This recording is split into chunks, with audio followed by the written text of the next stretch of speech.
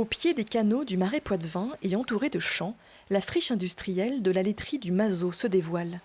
Un bâtiment de 2000 mètres carrés à l'abandon depuis sa fermeture en 1976. Il y a 4 ans, un trio d'artisans, dont ce ferronnier, rachète la bâtisse. Ils ont pour projet d'en faire un pôle d'art et de culture. Ça permettrait d'être avec des collègues de différents horizons, qui travaillent la pierre, le verre, aussi bien le textile aussi.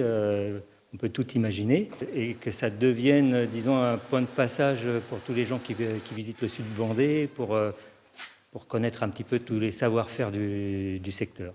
Le projet est retenu par la Fondation du patrimoine pour son caractère exceptionnel. C'est la seule friche industrielle parmi les 101 sites soutenus par la mission Berne. 1,2 million d'euros sont nécessaires à la première tranche des travaux.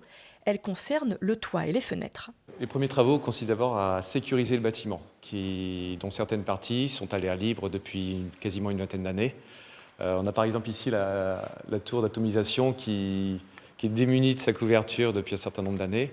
Donc ça va vraiment être la priorité. Donc sécuriser le bâtiment de telle sorte à ce qu'on puisse le pérenniser.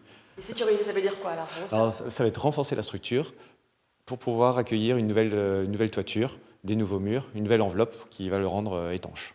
Des travaux d'autant plus urgents que le bâtiment se dégrade. Les propriétaires comptent d'ailleurs lancer le chantier dès la fin de cette année. Si on se projette dans quelques années, on peut imaginer déjà que ce bâtiment sera sauvé.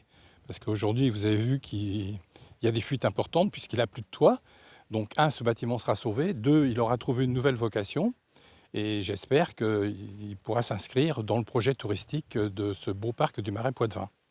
Redonner vie à cette friche industrielle, c'est préserver tout un patrimoine, mais aussi son histoire, commencée à la fin du 19e siècle et prolongée sous une autre forme aujourd'hui.